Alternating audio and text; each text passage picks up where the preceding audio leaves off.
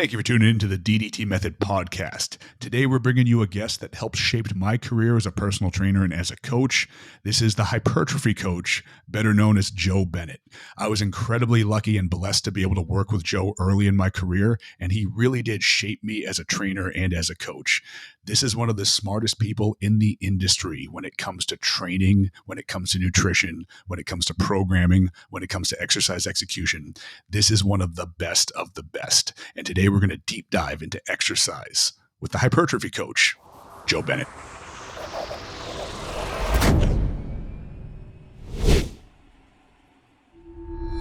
All right, guys, we're here on the DDT Method podcast, and our guest today is Joe Bennett, also known as the Hypertrophy Coach on all facets of social media, pretty much. If you are anywhere near approaching advanced in your training, be it recreational or professional, you probably know who Joe is. But for those of you who don't, we'll go into a little bit of a background right now. So, Joe, what is your background and what brought you to where you are today, and what exactly do you do? So if anyone that doesn't know me, go grab a Snickers because nothing's brief. My intent's going to be to keep this background 2 minutes, which will probably end up 12, and then we can just cut it really short, just chop with big, the important words. But I say that it's basically just been a progression and evolution of as pure meathead as you can possibly get, where I basically was just indoctrinated into Arnold's Encyclopedia of Modern Bodybuilding. Is the first thing that got me interested. Was reading my brother's as much as I could until he beat me up. And then I actually had to go buy my own, the paperback version, because I couldn't afford the hardback, which I still have. It's probably back here on the bookshelf. So look at all my books and how important I am. It's probably mostly Harry. I think that's actually Harry Potter over here, maybe. I don't know. Anyway, you guys can see. Mine are all comic books below the smart looking ones. yeah, pretty much. And, but so I just honestly just loved everything bodybuilding training. I can honestly say my first 2 or 3 years, I didn't really care at all about nutrition. I mean, I was 15, so my nutrition was whatever my mom made me.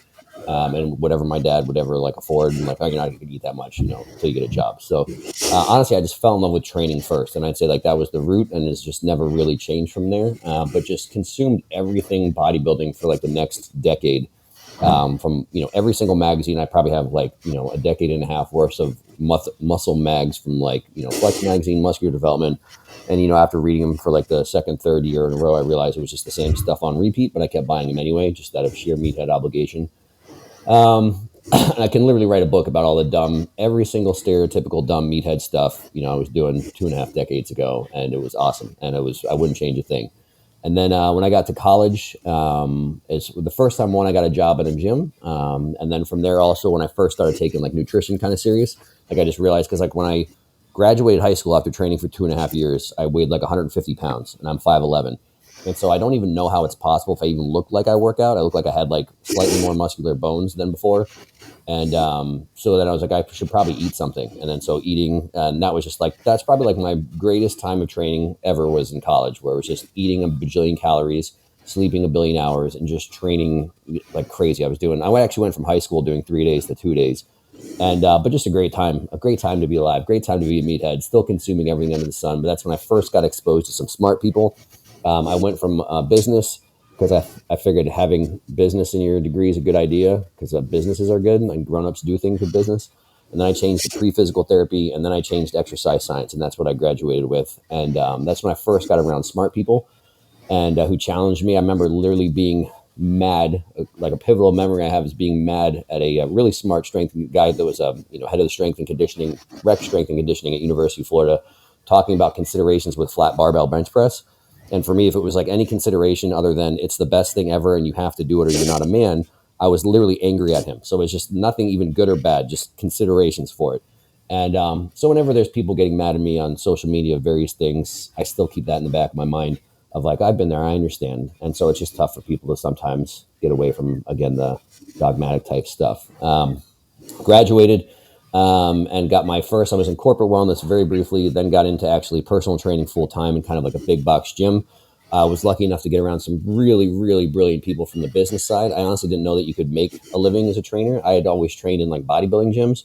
So it was just dudes wearing stringers, training clients with their nipples hanging out, drinking their protein and eating chicken while they're training and just doing whatever workout they did, regardless if the person they're training 60 years old and overweight. And I was that's not a real job. And so I got around people actually that were brilliant. That's oh my gosh, there's people that are this is like a profession. They take it serious. They actually care about their clients and they can make a good living. So I went all into everything business side of training. Within 2 years, I was managing a club. Over the course of the next decade, I probably managed training departments for 3 different companies. And then all that while I was kind of always bodybuilding was my thing. My clients always went from, in the beginning, it was a lot of general pop, but slowly moved more and more towards meatheads. When I was 28, I got talked into competing for the first time by a client, and never thought I would really compete just because the notion of, PEDs and not having the genetics for it. I was like, I didn't really see the point. But I'm like obsessive, and all the things that I could go into about competing completely appeal to my personality type. So I gave that a go for about 6 years, did pretty good. I won 2 overalls, competed at the national level twice. And while I was doing all that, I'd always just trained meatheads, and I just trained progressively more and more meatheads. And so I kind of just made my niche was, training big, giant meatheads, probably my favorite thing. And I've trained dozens of pros. I think there's a stat that I started actually keeping track of because, I guess this is just to say to kind of be a douchebag, but I actually feel proud of it, is I've trained 10 different Olympia champs across all categories. So from open bodybuilding, women's open bodybuilding, physique, men's physique, women's physique, bikini, figure, whatever. And that's about as fun as it gets for me, because at that level, you'll find people still actually want to learn and get better, the people that I work with, and they have a lot of stuff that needs worked on and fixed.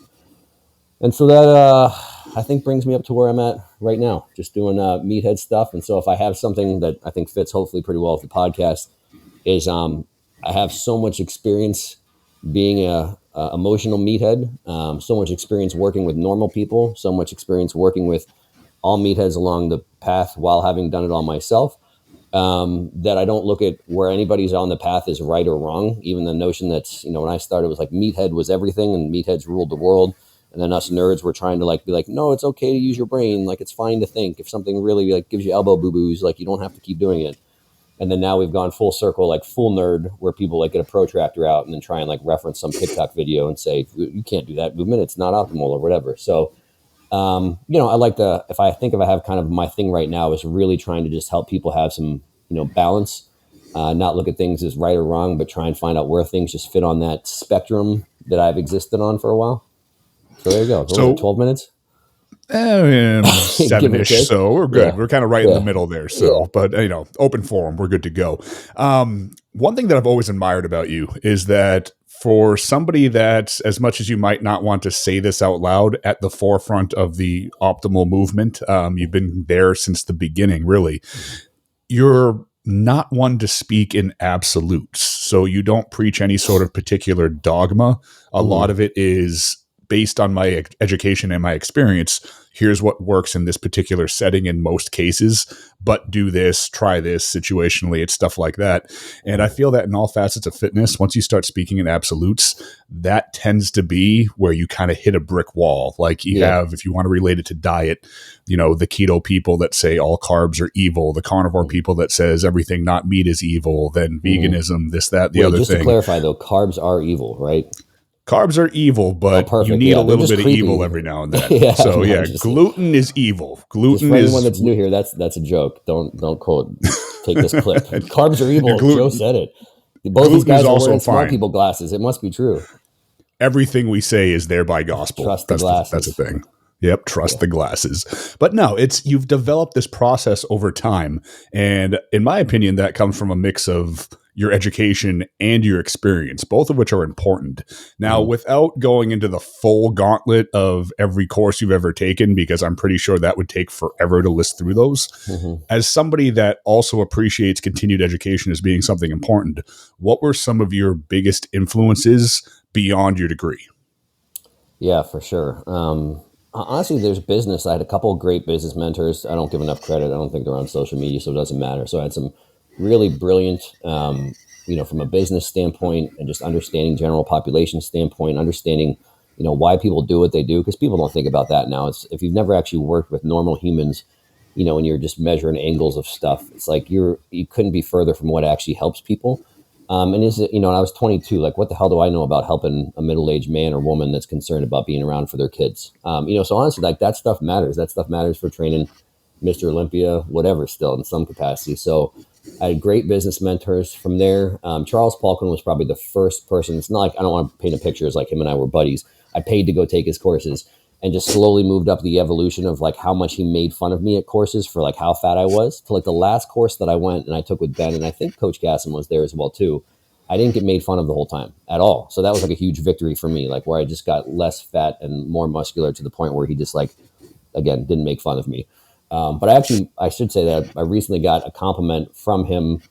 I heard from another coach, obviously 5 years, after his passing or something, which is pretty much the greatest moment of my life, where he basically told someone I knew what I was talking about. And I was like, oh my gosh, I'm just going to quit now. So Charles Poliquin won, and for nothing else too, even though it's not, again, I'm not turning his training methodology into some sort of religion or something, but just that was the first time I paid money to go travel and learn, which I did a ton. I mean, I think I took probably 8 of his courses at least. And even aside from the content, just going and traveling and committing to learn, spend money, get out of my comfort zone. I had a great manager. There was a guy that was in the company I was with that I kept, just basically beating for more education, more education. And he was the president of personal training and eventually moved to the president of the company. He's like, bro, I got a job. I don't got time for this. And he was personal friends with Poliquin. So he's like, go take some education. Then from there, Tom Purvis, by far the number one mentor I've had. That's, got me thinking and processing. That's the things of all of his stuff where he has more technical, amazing information than probably any other. He does have more technical, amazing information in the biomechanics world than anyone else. But really just improving my thought process. So much of my way that I look at training and training variables comes from, him. And just like you said, things exist on a spectrum. And to give things where he doesn't even know what's going on in the social media world, because if he ever gets out here and looks around, he just is going to, Lord knows what he do. He might actually just go on some sort of like murderous rampage across town, Oklahoma City. It'll be wild. But I always say too, so people can learn something, if nothing else, all this stuff from him is like, he started, and this is, I know, not making up the word, but as pertains to training, the usage of the word optimal. And the whole point of the usage of the word optimal was because there's not really a better adjective. Like people will basically say like, well, what's the point of doing this, as opposed to this? And he's like, well, having an aim or a goal of why would you want something not to be optimal? What's your opposite? What's the other option of that? And so again, if you're actually going to look at nuts and bolts, that's a good aim. Like that's a good target to have. And then, like you said, like kind of being, if there's something at the forefront, which is not just myself, but obviously a lot of people now that are, doing things that I'm doing, started working with, Ben Pekulski, who was under, Tom Purvis was his main mentor as well too. Coach Casson kind of came out of that group. And honestly, like we did kind of start a lot of that stuff, and a lot of people have taken a lot of that stuff. And again, not even like the technical stuff, because who cares with some of those things, but again, the way that people have used that adjective and misused it and turned it into something that it was never intended to be. So yeah, those are probably some of my main mentors. And it's just, I always say like, guys like Tom, I don't think will ever get enough credit because he doesn't, utilize social media for like the level of influence that he's had in the industry, especially the hypertrophy world. Because again, that was the thing. I think the first biggest presence in the field of like intelligent training was Ben Pekulski, because it was just like, that's how I first knew of him before I actually was friends with him or colleagues with him. It was like, oh, he's that bodybuilder that's smart. That was like all that I kind of first knew. Oh yeah, he's that giant bodybuilder that like uses his brain. What a weird idea.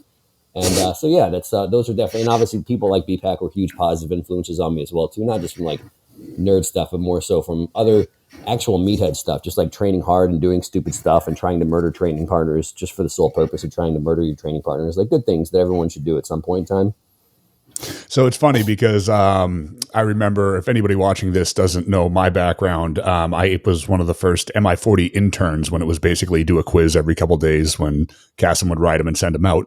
But I showed up, I think it was probably day 3 or day 4, and you guys didn't have the cash register working yet. Yeah, and I was like, oh shit, what do I do? And you're like, there's an ATM around the corner. So I literally ran to Walmart to get money out of the ATM to pay you to teach me how to train optimally.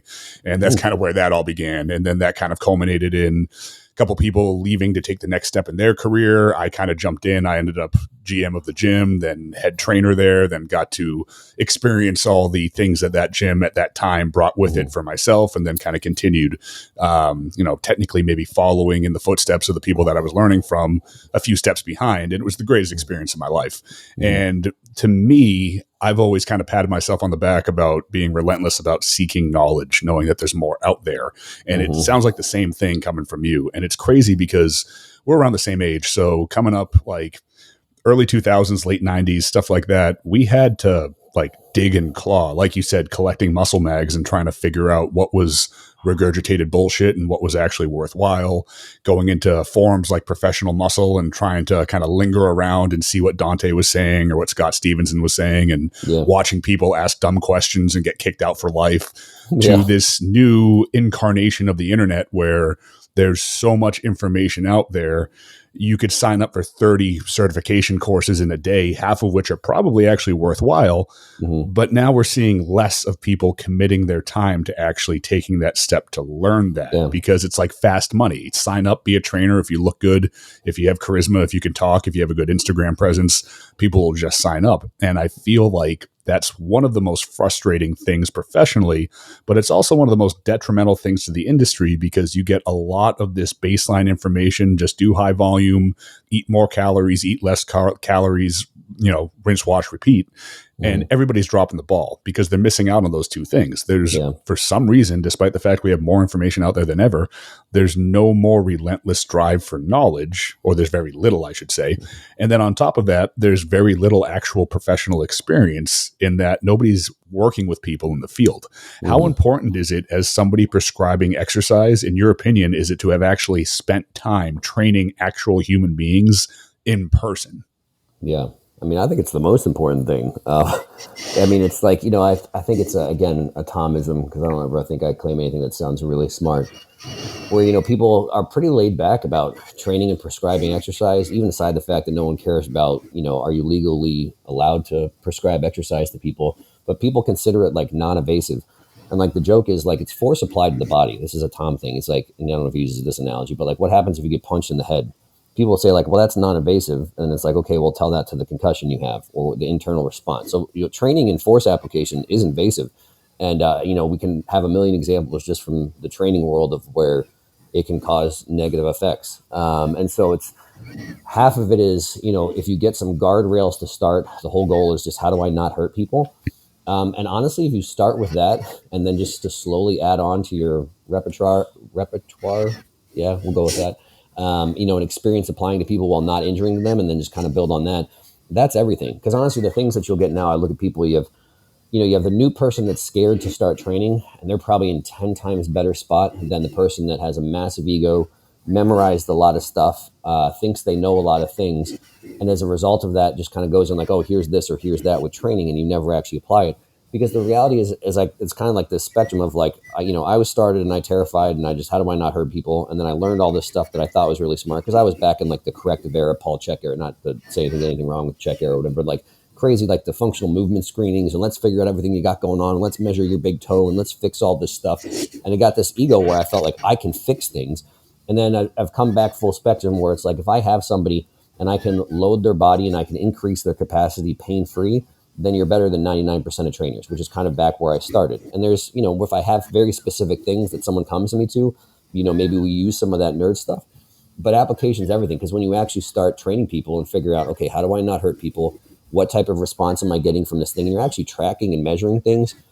I mean, again, with half the stuff people talk about online, they have no idea. And it's also why people make a big deal out of little stuff. It's like, I can draw pictures and do nerd stuff as in depth as anybody of like the force of an exercise. And some people are like, why does that matter? And I was like, well, people like to know why things, someone's going to be able to explain how my cell phone works, but I don't care as long as it just turns on and makes calls and my wife can send me pictures of, appropriate stuff. Then I'm happy with my phone. I don't need to know how it works. But I was like, some people like to know how things work. I'm not saying you have to know how things work, but I was like, that's kind of my thing. Some people do like that. And if you're a trainer, you should know how things work. You should know, again, it's forces being applied to the body. You should at least be able to kind of draw it, understand what it's affecting and what's going on.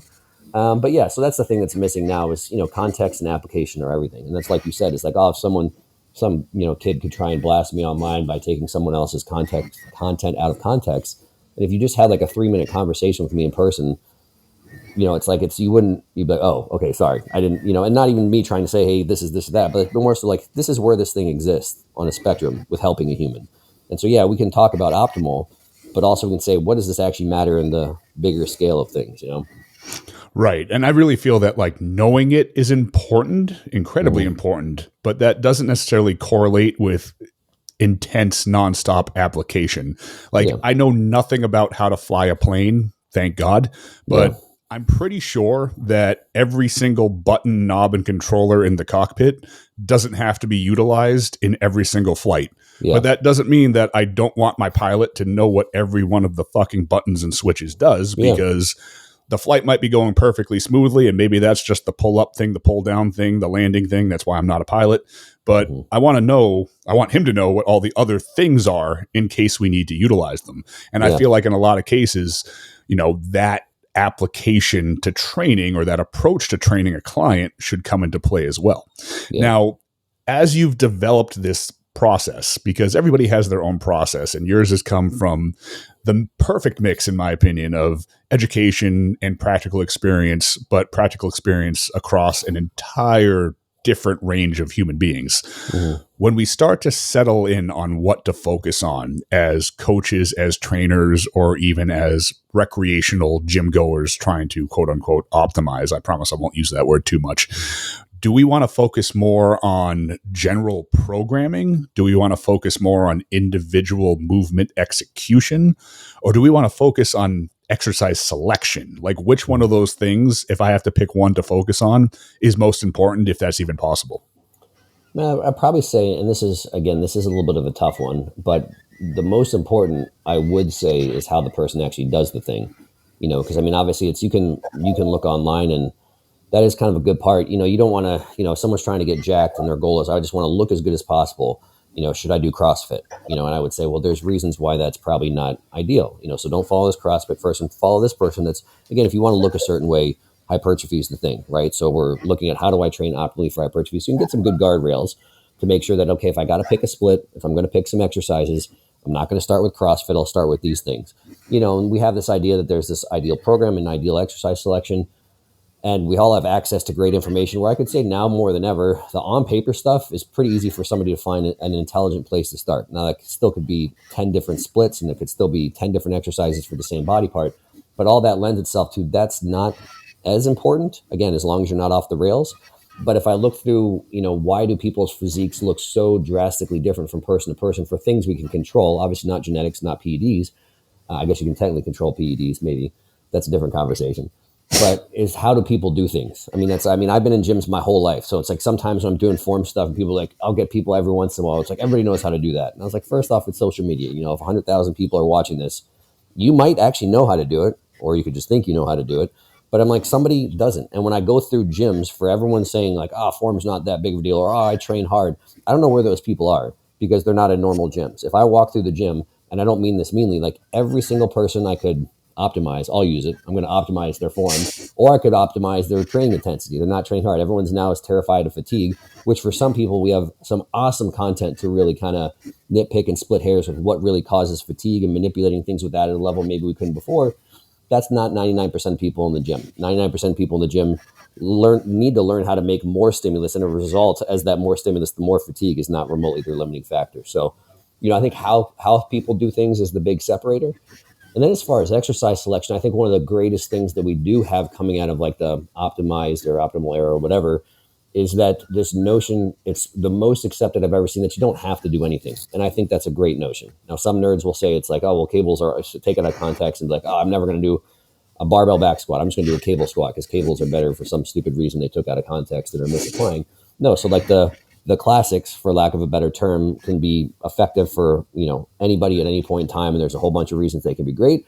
But also this notion where it's like, back in the day, like if you were trying to get big arms and you didn't barbell curl, you would just get kicked out of your gym and like beaten up and, stuffed in a locker or something, essentially. And where it's now is like, well, if even there's something as simple as like, well, I can still like do dumbbells, and those are free weights and they hurt less on my bobos. It's like, is that okay? And it's like, okay, oh, that's all right. Okay, sweet. I can do that. And like, then you see someone giant with cables. And I joke like that's half of, it's a silly thing, but it's the same with every industry. When I started training like really big guys, even when I was like bigger, I was still like smaller than like, you're 240, train someone that's like 320. People are like, why are you training him? But then it's like, as soon as I trained a big guy, then like the way big guy logic works is like, little guy train big guy. Oh, okay to train with little guy. And then the big guys go tell the other big guys and all that kind of stuff. So as soon as you see somebody with 23-inch arms saying, hey, this cable curl feels the best, and my arms are getting giant, my elbows actually feel great, then everyone's like, oh, it's okay. We got the big guy stamp of approval. So of the things that we have now that I think we've had the most, progression in the optimal area is this notion that you don't have to do things. Like before, it really was like you had to do stuff, or you would literally, like I said, like kind of not really, but sometimes get made fun of, you know. So if you had to pick 3 things that you did have to do in every training session, and I'm not talking about particular movements, it could be the mindset you step in with, it could be intensity, it could be really anything. If I'm going to the gym and I am an intermediate gym goer, maybe I'm prepping for my first show, maybe I just decided I want to step things up and get more jacked than I've ever been. But if I'm walking to the gym and I want to have the training session of a lifetime, what's on my checklist? What 3 things do I need to make sure I'm doing? You have to document things, like no matter what. I would say that's literally, I don't have any like really crazy structured goals right now. Like I'm actually in a phase where I'm trying to put on a little bit of muscle for the first time in a long time. But even when I'm not doing that, I always write things down, always. And if for no other reason, even if you turn into an old person like me, where it's like, you know, regression is a slow, slippery slope. And I'm still at a point, luckily, where if I just do things well, I can still put on muscle and progress. But even when I'm 70, whatever age, when things are really going to be regressing, I'm like, I'm still going to write stuff down just so I know where I am, and I'm, you know, clawing and fighting to stay where I am. So if you're an intermediate level and you're trying to get to an advanced level, the whole goal is I want to reach my genetic limits. I want to be as absolutely good as I possibly can. Everything moves to a point of diminishing returns, every single thing that you do.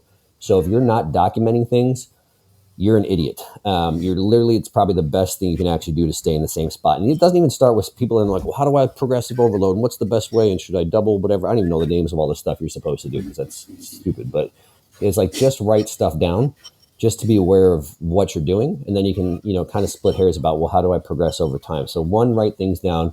2, you know, have a plan, which means be consistent. You know, so this whole notion, luckily, which I think is mostly done with, is like, you just can't go muscle confusion yourself in the gym, right? You just can't go, where is the wind going to blow today? Oh, I like to start with that machine, but it's taken, so I'm going to start with that one. You can't do that. You know, you can't, and I'm not saying there's no place to have any wiggle room or variety. I'm not saying you can't have this is my backup thing, but your backup thing always has to be your backup thing if you can't do your first thing or whatever it is.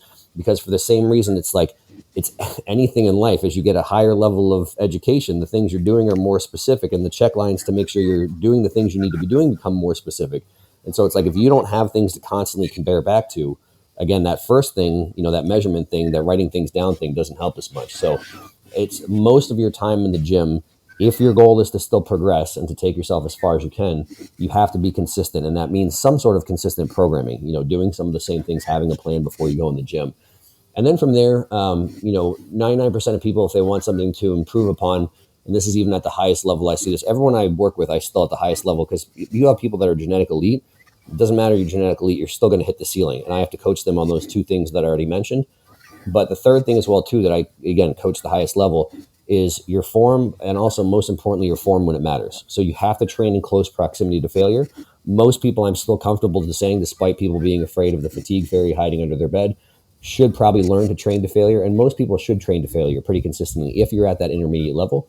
And then you also need to make sure that, you know, your form that's super pretty on your warm-up sets looks exactly the same when you're at those failure reps. Now, again, someone's going to say, do you have to train to form all the time? And I know this isn't worth the fatigue and all that.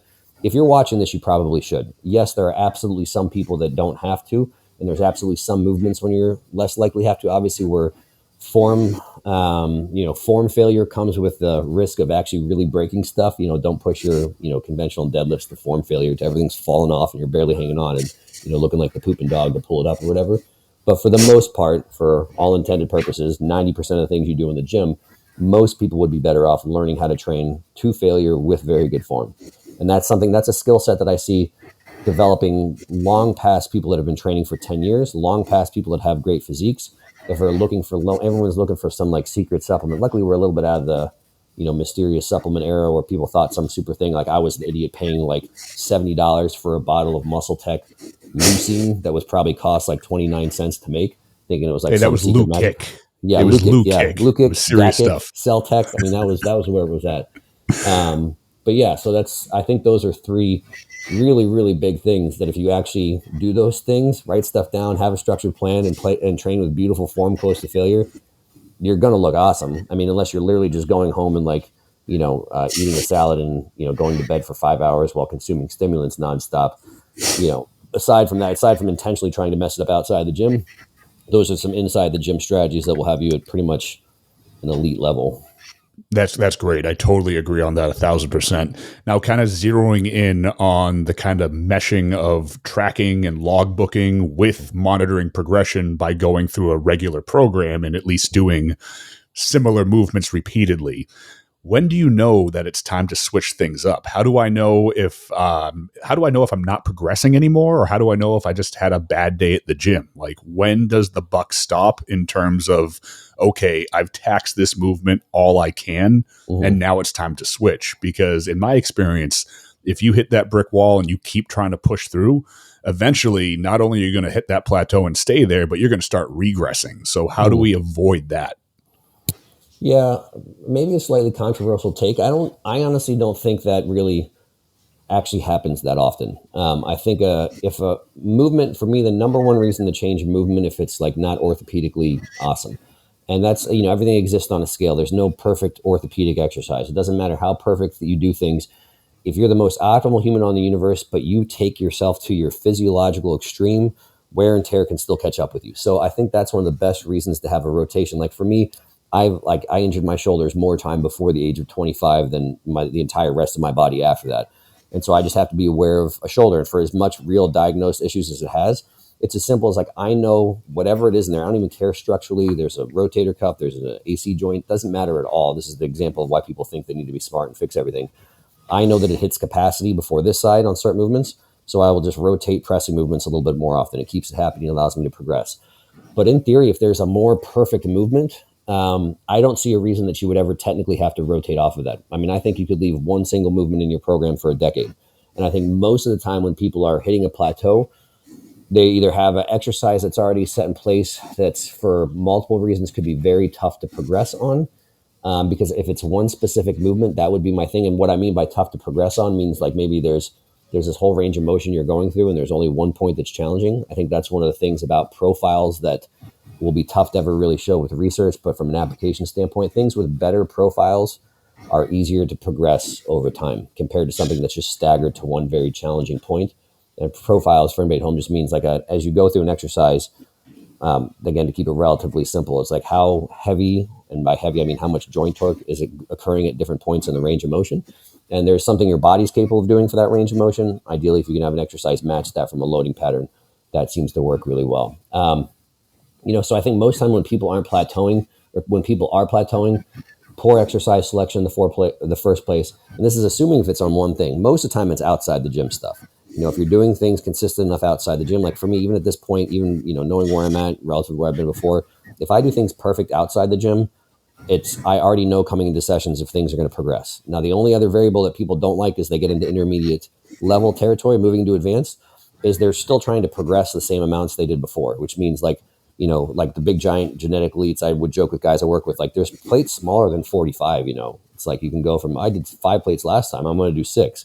There's just things called 25. So I have to educate people about 25s and then 10s and then 5s and then 2.5s. And that's norms. If I go into my gym, across the hall here, I've got 1 pound plates, 3/4 pound plates, half pound plates, 1/4 pound plates. And I use those all the time. And so that's really for me from coming in is it's, when you train in previous sessions, like how much actual muscle are you putting on before it comes back? I mean, it's in the realm of grams.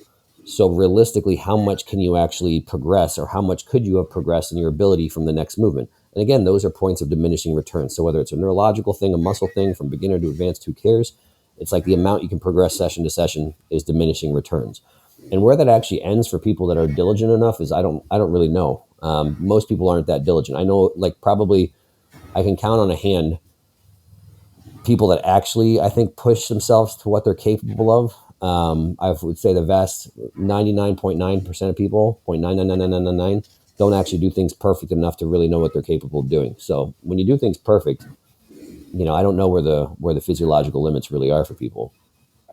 Now, you mentioned torque. Can you explain what torque is kind of in a nutshell for somebody that either is instructing people how to lift or is lifting on their own and might not understand all the technical terms? Yeah, so the simplest way I can maybe describe this is probably like a lateral raise, and it's things people inherently know. And so for lack, there's reasons that, again, if a nerd's watching, chill out, super nerds, this isn't super active. But lots of times your perception of hard, I get there's exceptions, I'm going to say it again, simmer nerds, but your perception of where exercises are hard will be reflective of where there's higher joint torque. And so what I mean by that is if you take a 30-pound dumbbell for a lateral raise, how hard is it at the bottom? It's not. You can sit there and hold it all day long. How hard is it when you take it 6 inches away from your side? Not that hard. Now you go an arm's length. How hard is that? Holy crap, that's really hard. So it's the same load. So if we're really talking what joints do, joints manage, what muscles do, muscles manage joint torque. So if you take the same load, 30-pound dumbbell, and you move it up to your side, there's a line of force, as long as we're on Earth and gravity is being applied, where that line of force is relative to the trained joint. It's really the perpendicular distance. The bigger that distance, and if anyone's ever heard me say moment arm, that's the name of that distance. The bigger that distance, the more joint torque you're going to have for a given load. And really the equation is, it sounds kind of a lot, but that's just the thing. It's like, why is it easy here? Why is it hard here? That's entirely that joint torque thing, which half of that is comprised of moment arms. And if you're a trainer, I really hate to say it, like if you're new, I'm not saying you have to understand this, but you should understand what that name is. Because again, if reality, like technically, if you want to be a nerd, if you're writing down what someone's doing in like a logbook, and you're saying, oh, I did 70 pounds for 10. Like technically, all that we're trying to use that 70 pounds for is for an effect at a muscle that crosses over or influences a joint. And of equal importance is the moment arm. Like, it's not my opinion. Like, that's how equations work. When it's something times something equals something, in the outcome of that equation, they're literally equal. And so again, really from what do you actually need to know in a gym, the actual numbers aren't important. So that's a little bit of a silly analogy, but I say trainers should be able to see it. So if it's like, if I do a screenshot, that's why I like joke why I draw so much. Any trainer should be able to draw some pretty basic stuff. You know, you get a nitpick. Some nerd's going to say, oh, is that perfectly perpendicular, whatever, like chill out. But if you get the idea of that, if you could say, well, like, why is a lateral raise easy here and hard here? Like, you should be able to draw those lines and it should make sense. That's how you get strength curves or resistance curves, is you could plot all those points and you can show here's the curve of what those points do over a given range of motion. And that's if you've ever heard somebody say, oh, this has an ascending curve or a descending curve. These are just nerd names that someone made up to try and confuse people, where it's like, I'm probably not. It's just nerds getting around so they understand what other nerds are saying. But when you say those things to normal people, all that they're saying is like, it's getting harder, it's ascending, it's getting easier, it's descending. That's all that means. And people say, oh, it's a plateau. That means at the top of it, there's maybe this part where it kind of looks like it stays the same. But again, we use those terms for normal people to like, so we sit up on our hypertrophy thrones and assert our authority because we know big words. But yeah, hopefully that's a fairly easy explanation. Same with the squat. Why is the bottom of a squat hard? Why is the top of a squat easy? If someone cheats, why don't they cheat at the bottom? Same weight. It's because those moment arms all get longer at the bottom and they stack and get shorter at the top. Now, are you taking all of these? Exercises. Are you taking all of these concepts? But I hate to say concepts because these are literal things that exist. Are you taking these and taking them into consideration when you're programming exercise? And by that, I mean, how important is it in your programming that, let's say we're training delts, that we're hitting the lengthened delt and the shortened delt within the same session, within the same training block? How applicable is that to real life results? Yeah. And I mean, I think at the end of the day, this will be something there. I mean, we're having a little bit of research finally on this. The sad part is I don't think it's any attempt to understand this better, I think, is a good thing. It's still just not great yet. And I'm going to go with probably the best common sense thing. If I still have an aim, is like, what is your body capable of doing? And there's only one human being on earth actually doing this properly, that is literally making stuff to actually test this property. And that's Tom Purvis, because I think most people can't get their heads wrapped around how hard it is to accurately test what a body's capable of doing, like how we train. I mean, there's people that have done positional isometrics to say, what's your output? But there's people that haven't done, how do you concentrically and eccentrically test force output for a given motion? And so I joke that there's people out here discussing profiles, the importance of profiles, trying to figure out profiles. It's like, this is the cliche, but the perfect analogy. Like, they're out here playing, checkers and Tom's figuring out chess. And so if there's an aim, I still can't see a reason to not have the aim, because like I said, I can measure it. If we do this, hey, I'm going to do this exercise, let's call it a lateral raise. I can measure what force production I'm actually capable of doing through that range of motion, what your body brings. And again, this is where people, even the nerds, mix stuff up. This is going to get a little nerdy. Sorry, everybody. Cover your ears if you don't care. But it's like, even the nerds mix up what makes that force production. That force production is a combination of length tension and internal moment arms. But it doesn't really matter. How much of it is active? How much of it is passive? It doesn't really matter. From a training standpoint, all that matters is I can measure it. So why the heck not match that? And so that's my goal. Is like, so the whole thing is, do I have to overload the bottom and overload the top? Well, if let's say these are made up numbers, so I don't know them off the top of my head, but if I'm at the bottom, I'm 30% stronger than I am here. then why don't I just have a profile that somewhat resembles that? Now, most people, so for me, that's, if you're asking my programming training considerations, I'd rather do one exercise that matches what I would do, as opposed to saying, now I'm going to load the Lincoln, I'm going to load the top, so that could be a cable at hip height, or that could be a dumbbell at the top, or whatever it is. I think more efficient will still always just be one exercise that matches what your body's capable of doing. Now, for normal people, it's probably not that big of a deal. Because again, we know people can get huge delts doing just dumbbell lateral raises. So I'm not saying that this doesn't produce adequate stimulus to grow. I'm saying that I would argue still something that loads this closer to what your body can do, I would say probably has a better response. And my reasoning for that is I've been able to show that people can progressive overload or document progressive overload easier on exercises where the profile closer matches their body compared to where it's staggered, really hard one place or another. And again, if progressive overload doesn't really document making sure I'm getting stronger, it's showing that you already did get stronger, obviously. And so, but like I say, all that, as much as that's nerd and it's cool, and I'm definitely invested in that, thinking that that's important. So if, man, we ever actually had really good research that shows like it's really not that important, or it's 1% of the whole thing, I'd be like, oh man. There's still other reasons I think it's great, and I can make a huge argument for orthopedic reasons and things like that. And I can feel with 99% certainty there's no detriment to doing that as well too. But that's also why I say the whole aspect of that, as much as that's one of my favorite things to nerd about, and that I cannot even begin to give you like the one tiniest ounce of how much Tom has nerded this, how much time, energy, money to figuring this stuff out. He would still say, he will literally say, he's like, I can't tell if it'll get just big or not. So if you ask him that, it's like, so this is better, this shit that you're figuring out, this is the best. He's like, I don't know. He's like, people have always gotten huge. So that's the whole thing. It's like you have to have, like, of course there's an aim and there's a direction. There's reasons we can show we think this is better, again, when applying it to humans. Like the magnitude of the effect, we don't know. And people that say they know that something's definitively better than the other, it's like context is everything, and the magnitude of the effect is something that we really don't know for a whole lot of things. So I take it that your standpoint on stretch-mediated hypertrophy and if that's superior or not is more based on the fact that if that movement matches what your body's capable of doing, then perhaps yes. Otherwise, select the movement based on the individual. Yeah. So the stretch-mediated hypertrophy thing, and a lot of people that have even like kind of were promoting this have now appropriately, I don't say this in a bad way, but have kind of backtracked a little bit. And again, this is where physiology to me is moderately interesting, but it involves memorizing too many like chemical processes and big words. And I'm bad at chemistry. I got C's in chemistry. And so I'd say this is not my area of expertise. But I think most of when the term stretch mediated hypertrophy was created, it basically, you had to have something at its full physiological stretch length. And for people to realize pretty quick, hopefully, like that doesn't happen for almost anything in the body, like a couple things. So if we want to talk about, we're not even talking about does the lengthen range of motion or does somewhere towards the lengthen range of motion more hypertrophic. If you're saying stretch mediated hypertrophy, you're referencing something that almost never happens. Most muscles in the body can't do it. And so that was one where I think people kind of reeled back and said, even some of the original research where I think it was on birds or something, where they took something and they literally took it as far as the bird's muscle could go and held it there for a bajillion years and said, oh, look, it grew. It still is, predicated on this is at a muscle's full physiological length. If we take it like out of a human body and like how far does this stretch, that's where we were saying you get a response from, which would again be mainly from a passive thing. There's not really, that's why it doesn't matter in the body, is because if you could take something that far, you probably couldn't actually contract anyway. It would be all passive. So I say that everything with the length stuff, we don't have enough research on that. I've always kind of said, so again, this is my personal bias. I would say it's probably the mid-range of muscles, not probably. If we look at a pure length tension, and if all that really matters is what happens at an individual sarcomere level, the mid-range is where you're the strongest. And that perceivably are stronger in the lengthened compared to the shortened.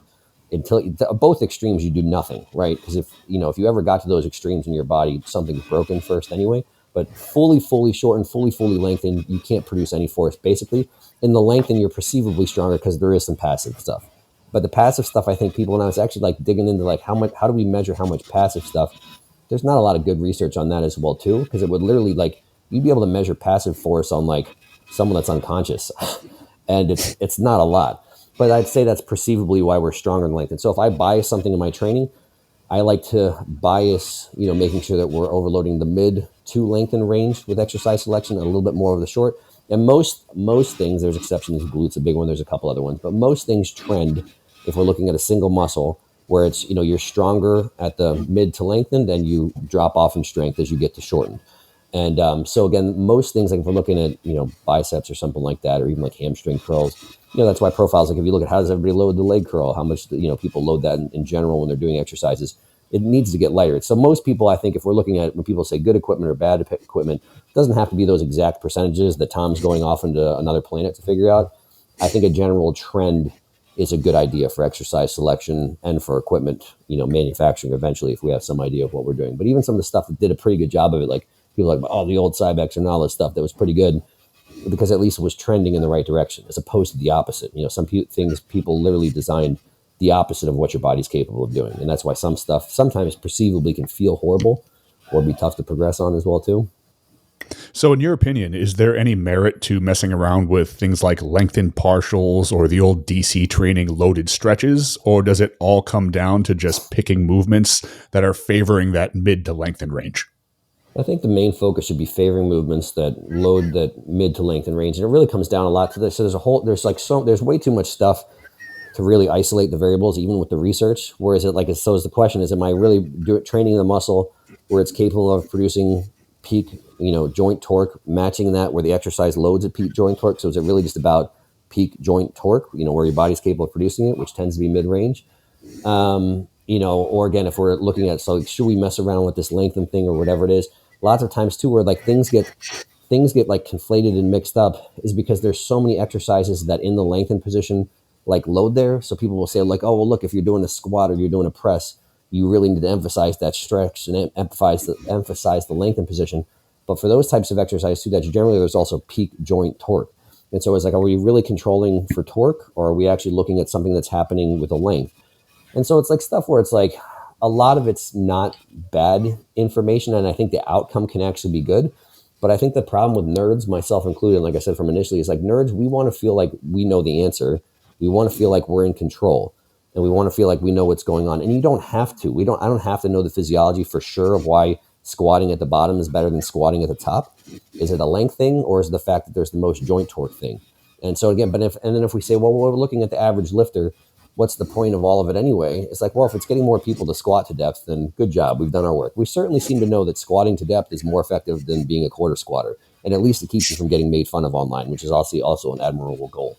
And, but then the thing with like length and partials and things like that, it's sometimes I think that there's a whole bunch of things. Again, people will do length and partials. Sometimes you have a machine that the profile is not great for like where you're stronger. All that means sometimes is, lots of times a profile, like if, like, say you're doing a leg curl, if the loading pattern of that leg curl is really, really heavy when you're fully contracted, you'll stop there first and you'll have so much strength capacity left, in that length and range that people have just inherently been doing that for decades anyway. It's like, well, I can keep going, so I'm just going to keep going. It's more stimulus for sure. I don't care how you want to slice it. Super nerds will argue it's not worth fatigue because you hit form failure, but then it's like form failure was half designed by the machine. It had nothing to do with you. So all that stuff is like, it's more stimulus. If I have somebody that's a badass and a huge giant mutant that's at the very end capacity of their growth, where that stimulus to fatigue ratio is super important, then maybe partials aren't necessarily or aren't going to get them any added benefit. Whereas again, a normal person in the gym, half the reason I would like someone maybe doing a partial or lengthen partial is just because it's more stimulus, and they probably need that because they're not training hard enough. So the lengthen partial thing is a whole lot. It's like you can't even, when people say lengthen partials, like they don't even know what the hell they're talking about. And I don't mean that in any way. It's like are you actually talking about doing something more to length for the benefit of the length? Or are you talking about, again, filling that gap between what your body's strength profile is and what the exercise's resistance profile is? And I was like, so that's the whole, yeah. So with things like this and like general intensifiers and maybe even higher volume in general, would that be something better to apply to somebody that can't necessarily generate the intensity of somebody else in their training? That's a tough question. Part of me wants to say yes, but the other part of me wants to say, so this is why it's so complicated with every person. So if the things that I said first would be my main focus. So again, if I was looking at an individual, most people watching this and say, okay, if we're not going to change their form, let's just assume it's the average gym goer's form, would incorporating some more intensifiers be good? Maybe, just because what they're doing probably is, like, again, not at their capacity of what they can recover from. All that being said, if I actually had free range, if you put this random person we're talking about in front of me, I wouldn't in the first session be doing intensifiers. Like, oh, let's address the bigger thing. Form is always going to be the bigger thing. So the best way, in my opinion, to get more stimulus is to improve your form first. And then from there, once we establish stimulus, like that's the thing. If most people focused on those things first, this is why, again, if you actually are wanting to get better, or if you're going to stay the same, just maybe do stuff that's going to get more hard. But if you actually want to get better, that's how we say, like, if we want to do consistent things, like have good programming, document progressive over logbook stuff, like two of the things that I said, it's like what is the thing we're actually talking about? So that's the whole thing that I say. I have this whole random ramble. If everybody wants to look on YouTube, I put a video up there. I have something called like the circle rep principle. And I say, for an industry that talks so damn much about every variable under the sun, we talk about programming and rep ranges and rest time and splits and frequency and blah, blah, blah, proximity to failure. And it's like, and we spend this much time establishing what's the base metric of what we're talking about. One rep. And so again, if I go through the gym and I have my rep, or if I have some, robot, I've trained Michaela, I joke Michaela reps. If you have someone that has reps that are just like this thing of beauty to me, compared to the average gym goer, like the Michaela reps, which is again for someone who doesn't know Michaela, the idea of there's a perfect rep. This is the rep. There's a Michaela rep, and the average gym goer rep is probably like a 10th as effective. And I'm not even making that. I'm probably a 10th. So if one thing is a 10th of another thing, how important are all the variables that come after that? So it's, again, I still think for most people, form, the way you do things and the way you do things when they matter, close to failure, is always like lowest hanging fruit. And if what tends to happen, though, which I would agree with some of this, if you tend to make all that stuff fantastic, then you will find out you don't need added stimulus as often from partials and lengthened partials and drop sets and supersets and all that kind of stuff. I always say, like, don't add more stuff if you're making progress. So if, oh my gosh, my form got better, I'm tracking stuff, I actually have a structured program, and again, I'm not intentionally sabotaging myself at the gym. Oh, I'm getting stronger every single time. Like, I always joke, like, everyone's always after more. Like in the hypertrophy world, if you're making progress, don't change anything. Don't think the grass is greener. If I added a drop set in now, I'm going to grow twice as fast. It's like, no. If like, it's literally like, don't even open a door and let a strong breeze come in and accidentally influence your training and shift something out of the way. If things are going, change nothing and just ride that as long as humanly possible. So that's why all that stuff is just such a mess to say one or the other. Should we do partials? Should we not do partials? Are they good? Are they bad? It's like, man, it's just the same as anything. There's a lot to unpack there. Now, where do you stand on volume overall? Because that's getting talked about a lot right now online. Like, what is optimal volume? How do you find optimal volume, or does it vary from person to person? Yeah, so I would say the master key with this, the more I think about, again, if the master key is, if everyone knows this is the silliest thing about this. If you look at a guy and say, if you had to guess, like just imagine a giant human that's not just like a genetic elite that can just pick up and curl and get Phil Heath arms from curl 20s. No offense, Phil. Sorry, I know you're watching the show.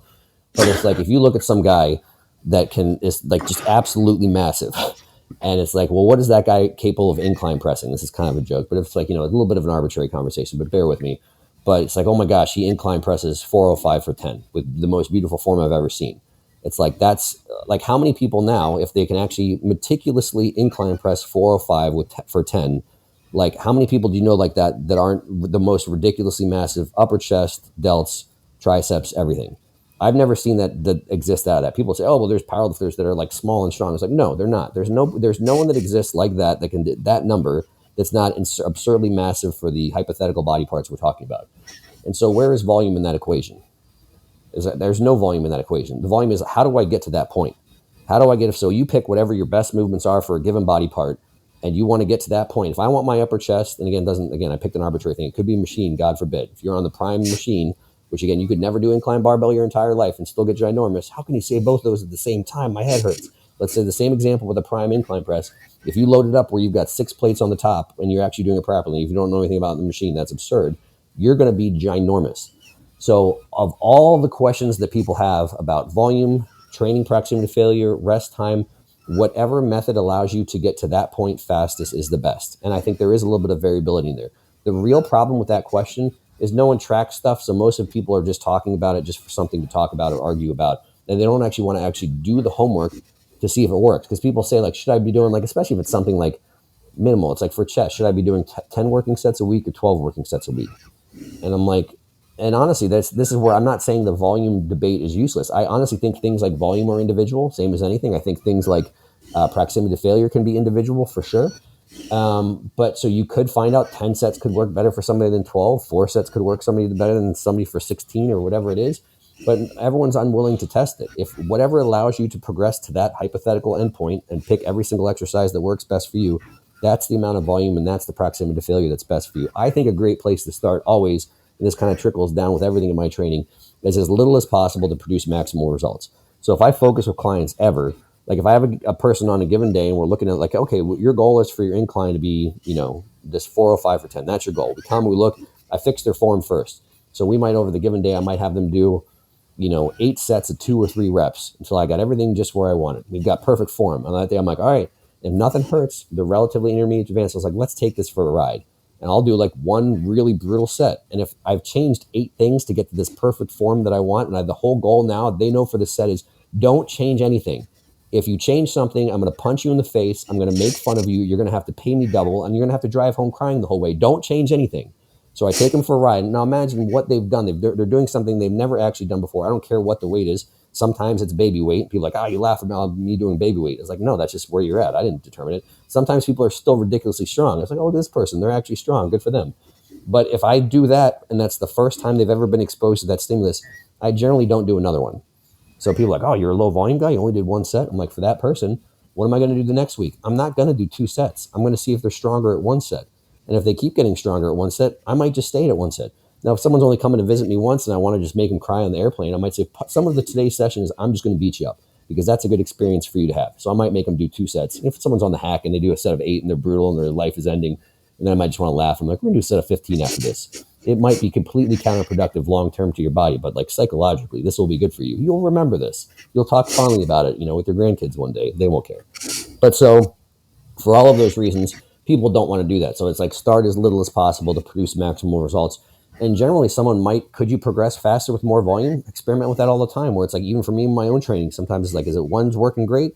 Let's see what happens with 2. And even if I can keep things controlled enough, see how that pattern looks over the next week, the next 2 weeks, the next 3 weeks. But that's really the point now in the information age that we have now, is people want to like debate the most nuanced stuff. I have a really good analogy for this. I think it's really good. So if nothing else, I have proof that one person thinks it's good. And if I can get it articulated just right in under 60 seconds would be great. But basically, if we look at, we have a blender and we're putting 100 different, most people's training is we take a blender and we could say we look at all the training variables that influence you putting on muscle. And let's say there's 100. There's maybe even more, but let's say there's 100.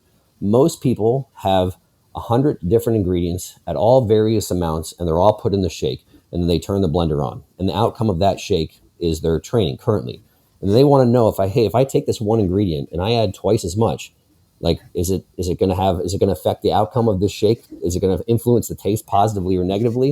And it's like, if you already I don't know how much was in there in the first place, twice as much or whatever it is, or even if we take this one thing, I don't know what else is in there. I don't know how much is things. And the reality is, if you actually want to know, same as if you were actually doing this shake analogy, if you're a chef and really, really fine tuning the taste of something, what you do is you have those 99 things stay exactly the same, and then you tweak one thing. And then you could accurately say, I tweaked this one thing and I can actually taste the difference. It was probably that one thing that went from this to this. But most people are putting 100 random ingredients in unmeasured amounts in a shake, turning it on, and then they want to come and argue with me online about, well, if I do this one thing, what's going to happen? It's like, how the hell would I know? And they don't want the answer of like, well, establish those other 99 things first, hold them still, have a baseline of taste, and then from there change the one thing, and then we can actually have a conversation about that.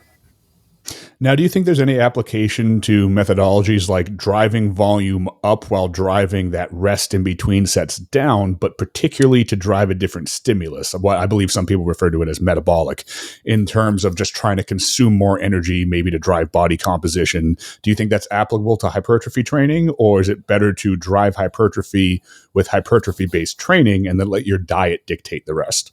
Yeah. So the short answer, if I can give one, is the second answer you said. I think is definitively better.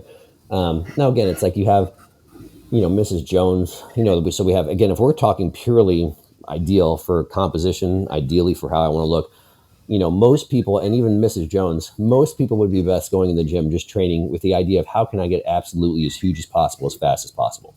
Even someone that's 70 pounds overweight. Now, again, I don't even think things change. So someone's like, well, you're going to train Mrs. Jones different than you would Mr. Olympia. And I was like, yes, because Mr. Olympia is 20 years down the road. But technically, this is where I'm going to start her. She's going to be on full body. Everything's going to be like very far away from failure. So we might be doing more sets because all of those sets are technically 10. Like if I have a normal person, the first session, technically they might be 10 reps away from failure for every single working set. Because why would I do any more stimulus than that if it's their first time? My goal is to make them be able to train the next time they come back, not to laugh at them for being sore. So there's a time and a place where that can have merit. So I'm not saying someone's saying, well, for composition isn't that good. Depending on the individual, for sure, like that style of training can make more sense. But that's just not because it's technically not hypertrophy training. In my opinion, it's because they're earlier on the spectrum of what should they be doing for hypertrophy training. And my favorite thing in the universe, aside from training, if I get to train Mr. and Miss Olympia, honestly, I even prefer to that, is taking like normal, Mr. and Mrs. Jones, which is the arbitrary, coming into the gym. Both guys and girls say the same thing. They're 50 pounds overweight. They have like this much muscle. And they come in, they say, I don't want to get too bulky, even dudes. And the old me used to want to like make fun of them or try and explain muscle and all that. Now I just agree with them. Whatever adjectives they tell me, I say the same thing. Like, oh, for sure. Yeah, we're going to get long, lean, toned muscle. All that I have to say just so I feel professional, okay, is say looking. I say, oh, you want long, lean, toned muscle? We're going to absolutely get long, toned, lean looking muscle. And just leave it alone. In my brain, I can feel smart and like a nerd because I know that that's more muscle and less body fat. But also, if you tell people that they're stupid and you're smart and your adjectives are better than theirs, you're also a shitty trainer. So all that kind of stuff, it's just on a spectrum. And again, my ideal client is to take someone from normal person to where once they lose all their body fat and they actually have some muscle under it, they're like, I kind of like the way this looks. And you're like, so does the rest of society. Welcome. And then they're like, can I have more of this? And then they just want. There's never been a woman, theoretically, that I've met or I've trained, my wife included still, where it's like, well, what's your goal? It's like, I want my butt. I want my wife will say, I want my butt. I want my quads of like biblical proportion. Now, again, she's, 42 and I couldn't get her to take creatine probably if I tried or, even look at, let alone be near an illegal drug. So it's like she knows it's not going to happen. But that's technically how we're training at any given point in time is let's have those body parts reach biblical proportion. And if you're not the most genetically gifted human being in the world or taking PEDs, it's impossible for you to be too bulky. I've never once had it happen with any female or any male at any point in time ever. And if that ever does happen, then I think you win. It's like I accidentally hypertrophied someone so much that from like one session to the next, we hit a tipping point. I was like, man, that was the best session ever. We put on 6 pounds of muscle from previous session to this session. Time to retire. Yeah. So I would say from a pure hypertrophy standpoint, the goal of putting up volume and taking rest time down for the goal of like metabolic stimulus, I don't think is really a thing. But I mean, I'm an advocate at times as well too for a person of like, can it save you time? Some people will villainize drop sets completely or supersets completely. I don't think that's the case. Again, that's all context dependent. It can be a great way to save time. It can be a great way to accumulate some more effective reps. So if you want to finish an arm day and you do 2 drop sets on your last one, good for you. It's definitely going to be more stimulus than if you didn't. Could we split hairs if it was like, well, straight sets versus supersets? Like if we had to pick one way or the other, that's certainly neat to do in a study. But in real life, I just like to get my arm workout done 6 minutes earlier so I can go do whatever else I'm going to do and maybe have more stimulus than if I just ended it after one straight set. Stupid arguments that only would exist on the internet. Exactly. Now, before we wrap, we can't talk about volume without talking about frequency as well. Mm-hmm. So in your opinion, what are the differences, good or bad, between doing, let's say, 12 sets for chest on one day versus doing 2 days of chest 6 and 6 versus doing 3 days of chest at 4, 4, and 4? Like, what are the pros and cons of splitting it up or keeping it together? Yeah. So if I ever, sadly, this is the way my brain works, and I'm sure yours does a little bit too, is like, man, how do I explain this concept to people well in sub 60 seconds in a way that's entertaining for a post? So this is something I've been kind of jotting some notes on and working on. Because again, what are the extremes of that? Is like now all the nerds and it's 15-year-olds on TikTok will say if you're training something once a week, you're just a bad human being and you're just constantly catabolic and you can't grow any muscle that way at all. And there's everyone that's done a bro split that's like even natural is like, but I have more muscle. Like it's a lie. That's not muscle. It's fake. So I think the concepts people should understand that too. I agree with 100% that lend themselves to higher frequency. Is obviously you're getting a response. What's the response? Most normal people know that's not about like breakdown. If you have muscle damage, it's actually something that's just kind of unavoidable, but you don't actually want. What we want is protein synthesis. And depending on the nerd you talk to, that occurs for 48, 72 hours post-training. And then that's done. So, I mean, it kind of lends itself to the idea that doing that a little bit more frequently as opposed to less frequently is good. Now, again, what's the magnitude of the effect? What's like the tipping point where we're going to like judge people and point fingers? You're going to get labeled a nerd or you're going to get labeled a meathead. Who cares? Like the same people that will say the bro split's perfectly fine, then you'll suggest to them like, well, how about you train once every 8 days? They're like, that's not enough. And I was like, so let me just clarify this. The calendar has determined the optimal frequency for hypertrophy because that's what all bro splits are based off of is the calendar. And so, like, hopefully, even in a common bro, so don't steal that. That's going to be on a social media post. You're going to steal it tomorrow. You're going to go type it up right now. But like, so that's honestly the joke is like, even the people that will defend the bro split, that Lord help them, they won't train once every 8 days because that's not enough. And so it's like, so those people that are the hardcore bro people will agree that they want some higher frequency compared to some arbitrary lower frequency. So one that's, I think, a great principle people should understand is that, yeah, the more frequent you can have protein synthesis, minimizing the other things that come along with that is probably a better thing. Now, again, does it have to be every 2 days? You have to do full body, Monday, Wednesday, Friday, if you're a newbie, otherwise you're a horrible human, or it has to be half body. I don't, whether it's every 2 days, every 3 days, every 4 days, every 5 days, I don't think, again, what's the magnitude of effect? That would be a really super awesome study. If we had like a massive sample of people and we had a whole bunch of people train things every 2 days, a whole bunch of people train every 4 days, a whole people train more like every 6 days. I'm just making stuff up. But I'd be super interested to see like what actual amount of muscle makes a difference there. And then the whole thing that I say, what my theory would be, you will see more muscle growth with more frequent training if the person can obviously deal with the fatigue. But I bet the effects will be relatively small, and they could be offset by what does the person enjoy. So this is what I always think about. If I have somebody that's coming on, like, oh, the nerds, people like to train, but they'll come to me because I'm a nerd and they want my permission. I'm like, all right. I'll let people ask questions on my forum. Like, all right, I know that I'm supposed to do half body, but I love a bro split. And I'm like, dude, do the bro split, man, and keep doing the bro split. Because the reality is, even in theory, if 1 year from now they put on 1.5 pounds less muscle doing the bro split, as opposed to if they like literally, if the execution of the things were exactly the same, then yes, maybe do the half body. But if they hate it, they're miserable about it, they don't enjoy it, they're less likely to do it, let alone like their mental like thought process going into it. I think it could probably completely offset or even have a negative effect on what on paper perfectly should work out better. So people should consider that. But then I also agree the other concept for sure, which I think we have research that shows this makes sense, I've seen in training, is the further something gets down a session, the less effective it is. So it's, again, that's the whole thing with super high volume. People are like, I'm doing GVT. I was like, yeah, tell me how that 10 set's going. How effective is that? You're just hanging on for real life while everything else is falling apart in your body. So it's one of those things, like if someone was asking me, should I do chest, and they don't care, should I do, 6 sets or whatever we said, 12 sets in one session, or should I do 6 sets split over the other session? All I know is, so if we just take the order, here's the exercises, here's 6, here's the next 6. I guarantee if we take this bottom 6 from one session and we put them in another session up here, all of these will be performed at a higher intensity, meaning load and reps. And I've documented that 8 bajillion times. And so that is a huge, very realistic argument for not having ridiculously long sessions and breaking things up. Because again, if we're going to make extremes here, the bro that's doing 6 chest exercises on chest day, his whole chest day, and he's doing 4 sets of each, it's the same thing. It's like, what do you even, I know for a fact they're not tracking if they're tracking anything, they're not tracking the last. I mean, they're probably doing what I did at some point in time, where you track your bench press first, and then you went and did 7 other chest exercises to finish chest. Didn't write anything down, just went where the wind took you. And that can be okay. But if you're actually tracking things, you start to write stuff down.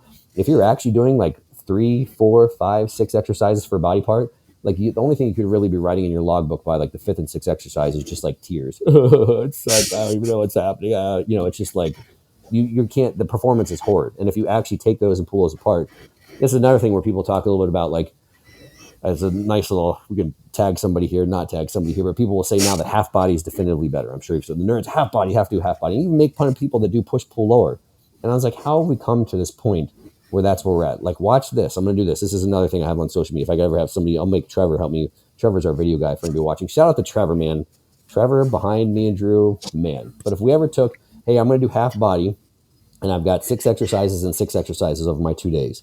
So that's what, 12 exercises total. So let's say I took those 12 exercises and I split them over 3 days instead. Instead of half body, upper, lower, and 6 exercises, I went, God forbid, push, pull, lower. So instead of doing 2 days of training and 1 day off or whatever it is, I took those same 12 exercises. Instead of doing 6 each day, I did 4 each day.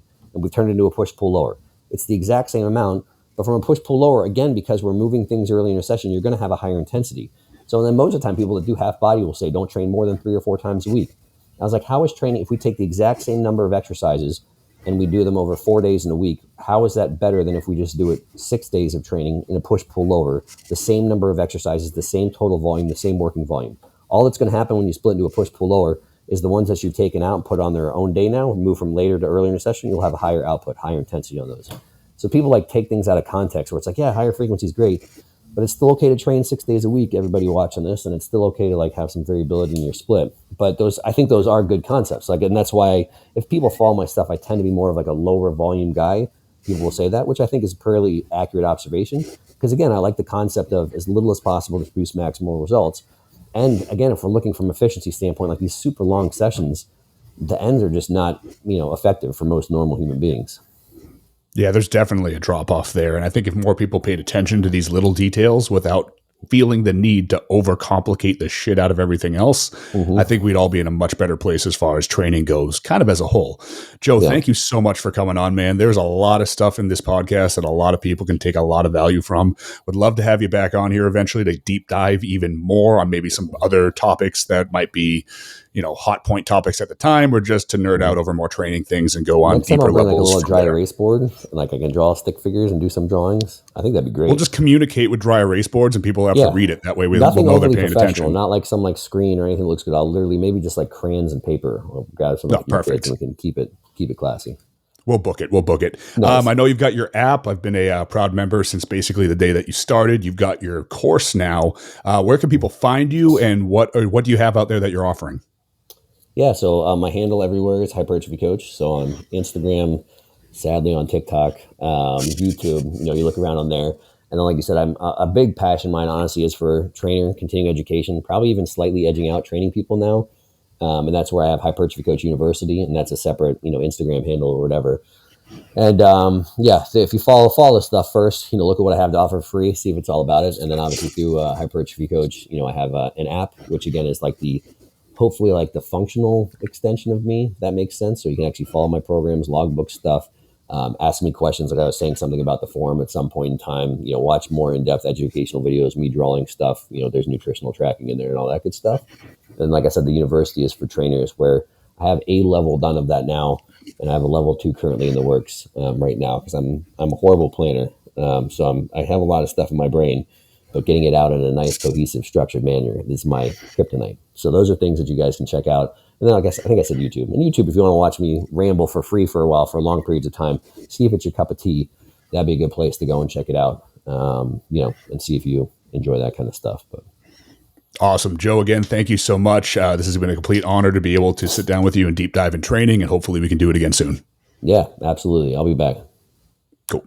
That was Hypertrophy Coach Joe Bennett. Please follow Joe on all of his social media platforms. He's a wealth of knowledge. His app is fantastic, and it was an honor to have him on the podcast.